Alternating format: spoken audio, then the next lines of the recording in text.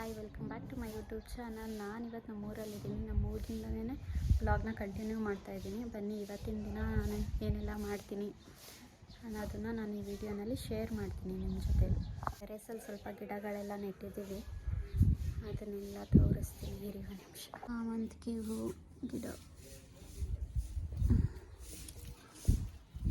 ಎಷ್ಟು ದಪ್ಪ ದಪ್ಪ ಇದೆ ನೋಡಿ. ಹೂ, ಇದು ಮಲ್ಲಿಗೆ ಗಿಡ ಎಲ್ಲ ಹೋಗ್ಬಿಟ್ಟಿದೆ. ಇದು ಸುಗಂಧರಾಜ, ಒಂದ್ಸಲನೂ ಹೂನೇ ಬಿಟ್ಟಿಲ್ಲ ಇದರಲ್ಲಿ. ಇದು ಗುಲಾಬಿ ಗಿಡ, ಇದು ವೈಟ್ ಗುಲಾಬಿ, ಚೆಂಡು, ದೊಡ್ಡ ಪತ್ರೆ ಎಲೆ, ರುದ್ರಾಕ್ಷಿ ಹೂವು. ಇದು ನಾವು ಅವಾಗ ಸಣ್ಣವರಿದ್ದಾಗ ನೆಲದ ಗುಲಾಬಿ ಅಂತಿದ್ವಿ. ಇದು ಏನಂತಾರೆ ಅಂತ ಗೊತ್ತಿಲ್ಲ, ನಾವು ನೆಲದ ಗುಲಾಬಿ ಅಂತಲೇ ಹೇಳೋದು. ಆಲೋವೆರಾ,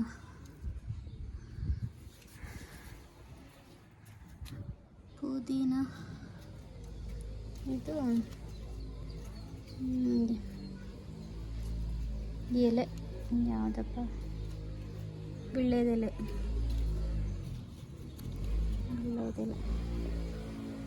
ಹಾಗೆ ಇವತ್ತು ನಾನೊಂದು ಸ್ಯಾರಿ ಬ್ಲೌಸ್ನ ಸ್ಟಿಚ್ ಮಾಡಿಸ್ಬೇಕು.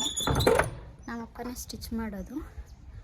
ಯಾವ ಥರ ಸ್ಟಿಚ್ ಮಾಡ್ತಾರೆ ಅನ್ನೋದನ್ನು ನಾನು ನಿಮಗೆ ಶೇರ್ ಮಾಡ್ತೀನಿ. ನಮ್ಮಪ್ಪನಿಗೆ ಒಂದು 40 years ಎಕ್ಸ್ಪೀರಿಯನ್ಸ್ ಇದೆ ಟೈಲರಿಂಗ್ ಅಂತ.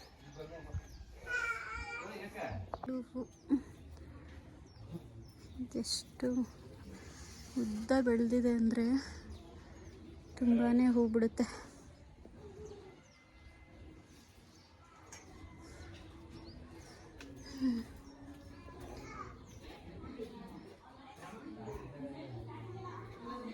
ಫಾಮ್ ಗಿಡ,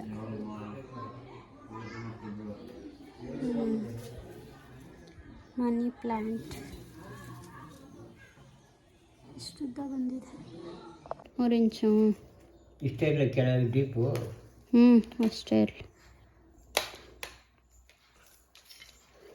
ಬಫು ಅಲ್ಲಿ ವೈಟ್ ಪಟ್ಟೆ ಏನಾಯಿತು?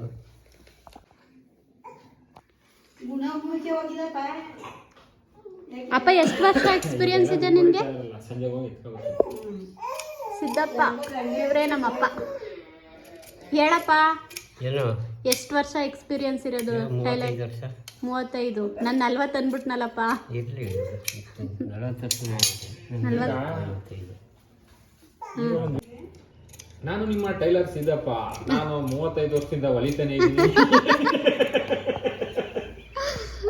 ಕಟ್ ಮಾಡ್ತಾನೆ ಇದ್ದೀನಿ, ಬಟ್ಟೆ ಹೊಲಿತಾನೆ ಇದ್ದೀನಿ. ಅದೆಲ್ಲ ಮಧ್ಯ ಆತರ ಲೈವ್ ಅಲ್ಲಿ ಮಾತಾಡಕ್ ಆಗಲ್ಲ, ತುಂಬಾ ಕಷ್ಟ ಆಯ್ತದೆ. ಏನ್ ಗೊತ್ತಾ ಸರ್, ವಿಡಿಯೋ ಮಾಡ್ಕೊಂಡು ಆಮೇಲೆ ಮಾತಾಡ್ಬೇಕು. ಅಪ್ಪ ಫಸ್ಟ್ ಲೈನಿಂಗ್ ಕಟ್ ಮಾಡ್ಕೋಬೇಕಾ? ಆಮೇಲೆ ಏನು? ಲೈನಿಂಗ್ ಕಟ್ ಮಾಡ್ಕೋಬೇಕು. ಆಮೇಲೆ ಒರಿಜಿನಲ್ ಬಟ್ಟೆ ಕಟ್ ಮಾಡ್ಕೋಬೇಕು, ಅಳತೆಗೆ ಕರೆಕ್ಟಾಗಿ. ಅದೆಲ್ಲ ಆದ್ಮೇಲೆ ಸ್ಟಿಚ್ ಮಾಡ್ಕೋಬೇಕು. ಇದು ಯಾವ ಥರ ಸ್ಲೀವ್ಗಳು ನೀನು ಕಟ್ ಮಾಡ್ತಾ ಇರೋದು? ಬೊಕ್ತೋಳಿಗೆ, ಬೊಕ್ತೋಳು ಇದು ತುಂಬಾ ಪಫ್ ಬರೋದಿಕ್ಕೆ ಈ ತರ ಮೇಲ್ಗಡೆ ತುಂಬಾ ದೊಡ್ಡದಾಗಿ 5 ಇಂಚು 6 ಇಂಚು ಮುಟ್ಕ ಕಟ್ ಮಾಡೋದಾಗಬೇಕು.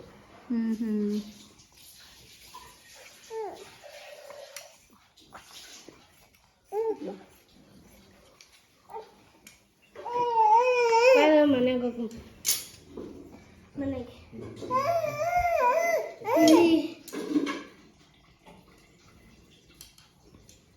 ಬಾ, ನಮ್ಮ ಮನೆಗೆ ಹೋಗುಮ.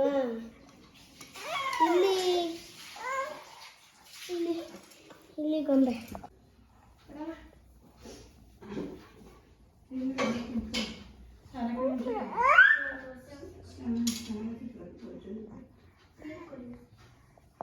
ಅಪ್ಪ, ನಿನ್ನ ಅಂಗಡಿ ಎಲ್ಲಿರೋದು? ಪೇಟೆ ಬೀದಿಲಿ, ಮಂಡ್ಯ. ಹ್ಞೂ ನೋಡಿ ಗಾಯ್ಸ್, ಮಂಡ್ಯಲ್ಲಿ ಯಾರಿಗಾದ್ರೂ ಬ್ಲೌಸ್ ಸ್ಟಿಚಿಂಗ್ ಬೇಕು, ಲೇಡೀಸ್ ಟೈಲರ್.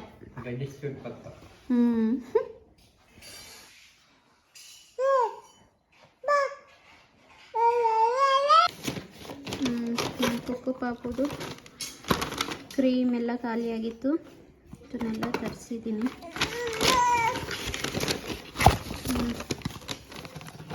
ನಾನು ಇದೇ ಸೋಪು ಕ್ರೀಮ್ ಯೂಸ್ ಮಾಡೋದು ಅವನಿಗೆ. ಅವನು ಹುಟ್ಟಾಗಿಂದನೂ ಇದೇ ನಾನು ಹಾಕೋದು. ಕೊಡಮ್ಮ.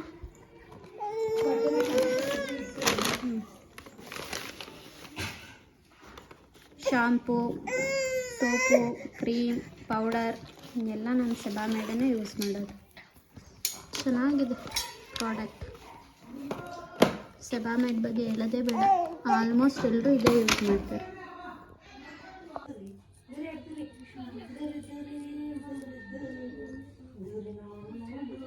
ಸ್ಲೀವ್ ಇವಾಗ ಸ್ಟಿಚ್ ಮಾಡ್ಕೊತಾ ಇದೆಯಾ ಅಲ್ವಾ?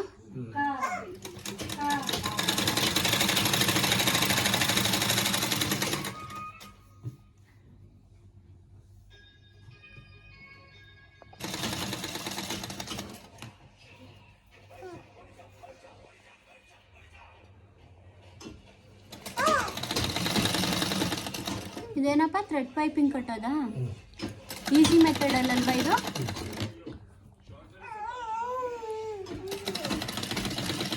ನಾನು ಇದನ್ನು ವಿಡಿಯೋ ಮಾಡ್ಕೊಂಡಿಲ್ಲ.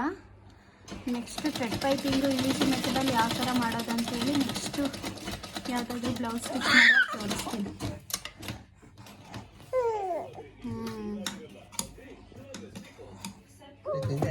ಇದು ಮಾಮೂಲಿ ಇದಕ್ಕೆ ಏನು ಕೇಳ, ಇದು ಮಾಮೂಲಿ ಥ್ರೆಡ್ ಮಾಡ್ಕೋದು ಈ ಥರ. ಆಮೇಲೆ ಈ ಥರಕ್ಕೆ ಮಾಡ್ಕೋದ್ರೆ ಒಂದೇ ಸರಿ ಫಿನಿಶಿಂಗ್ ಆಗುತ್ತೆ ಅಂತ.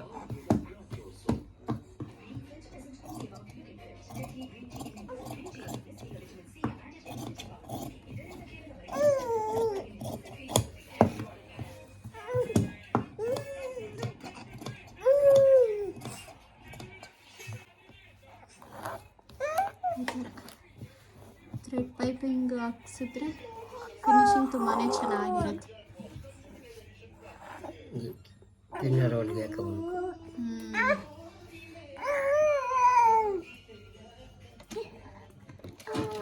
ಇನ್ನರ್ ಒಳಗೆ ಹಾಕಿದ್ರೆ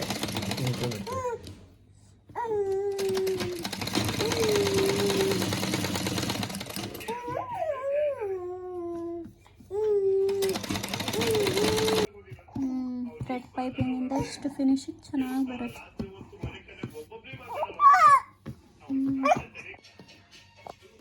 ಅಪ್ಪ ನೀನು ಒಂದು ದಿನಕ್ಕೆ ಎಷ್ಟು ಬ್ಲೌಸ್ ಹೊಲಿತೀಯ?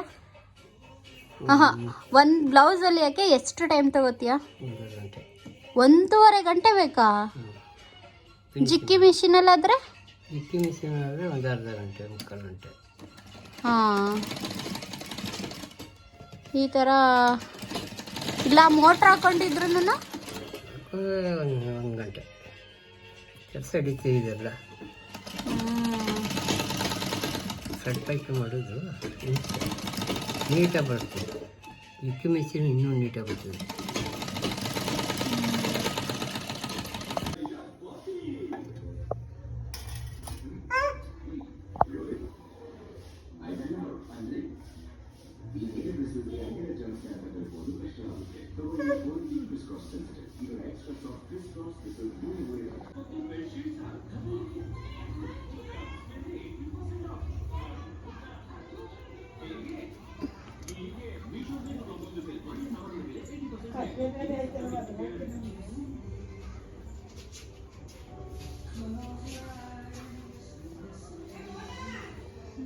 ಇದು ಏನು ಮಾಡ್ತಾ ಇದ್ದೀವಿ ಅಂತ ಗೊತ್ತಾ ಗಾಯ್ಸ್? ಪಾಪು ಊಟ ಬಿಟ್ಬಿಟ್ಟಿರುತ್ತೆ ಅಲ್ವಾ, ಆ ಟೈಮಲ್ಲಿ ಸ್ವಲ್ಪನೂ ಊಟನೇ ತಿನ್ನಲ್ವಲ್ಲ, ಆವಾಗ ಈ ಥರ ಊಟದ್ದು ದೃಷ್ಟಿ ತೆಗಿಬೇಕು. ಈ ಥರ 3 ಕಲರ್ದು ಅನ್ನ ಮಾಡಿ ಪಾಪುಗೆ ಪೂಜೆ ಮಾಡಿ ಅದನ್ನು ಎಕ್ಕದ ಗಿಡದ ಹತ್ರ ಇಡಬೇಕು. ಈ ಥರ ಇಟ್ಟರೆ ಊಟ ಮಾಡ್ತಾರೆ ಅಂತ. ಇವನು ಊಟನೇ ಮಾಡ್ತಿಲ್ಲ, ನಿಲ್ಲಿಸ್ಬಿಟ್ಟಿದ್ದಾನೆ, ಸ್ವಲ್ಪನೂ ಊಟ ತಿಂತಿಲ್ಲ. ಅದಕ್ಕೆ ಈ ಥರ ದೃಷ್ಟಿ ತೆಗಿತಾ ಇದ್ದೀವಿ. ಇನ್ನು ಮನೆ ಹತ್ರ ಗಣೇಶ ಕೂಡ ಬಿಡ್ತಾಯಿದ್ರು, ಅದನ್ನು ಸ್ವಲ್ಪ ವೀಡಿಯೋ ಮಾಡ್ಕೊಂಡಿದ್ದೀನಿ. ಇನ್ನು ಸ್ವಲ್ಪ ನಮ್ಮ ಬ್ರದರ್ ಹತ್ರ ಮಾಡಿಸಿದ್ದೀನಿ. ಹೋಪ್ ನಿಮ್ಮೆಲ್ರಿಗೂ ಈ ವಿಡಿಯೋ ಇಷ್ಟ ಆಗುತ್ತೆ ಅಂತ ಅನ್ಕೋತೀನಿ.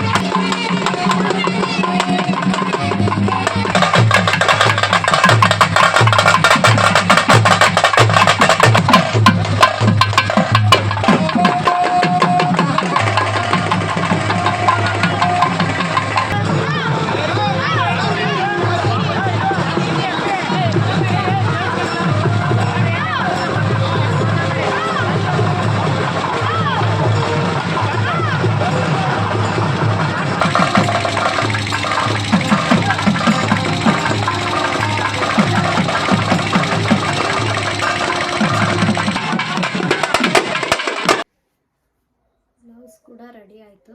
ಈ ಥರ ಸ್ಟಿಚ್ ಮಾಡಿಸಿದ್ದೀನಿ. ಸ್ಲೀವು ಈ ಥರ ಬಫ್ ಇಡಿಸಿದ್ದೀನಿ. ಉದ್ದ ತೋಡು ಮುಂದೆ ವಿ ನೆಕ್ ಇಡಿಸಿದ್ದೀನಿ.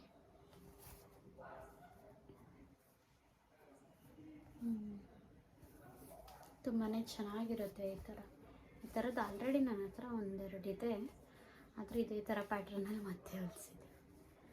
ಚೆನ್ನಾಗಿ ಅನಿಸುತ್ತೆ ಅದಕ್ಕೆ. ಇನ್ನು ನಾನು ವಿಡಿಯೋ ಕೂಡ ಎಲ್ಲ ಎಂಡ್ ಮಾಡ್ತೀನಿ. ನಿಮಗೇನಾದರೂ ಇಷ್ಟ ಆಗಿದ್ದರೆ ಈ ಬ್ಲಾಗು ಪ್ಲೀಸ್ ಒಂದು ಲೈಕ್ ಮಾಡಿ, ಸಬ್ಸ್ಕ್ರೈಬ್ ಮಾಡಿಕೊಂಡು ವೀಡಿಯೋಸ್ನ ನೋಡಿ. Thank you for watching.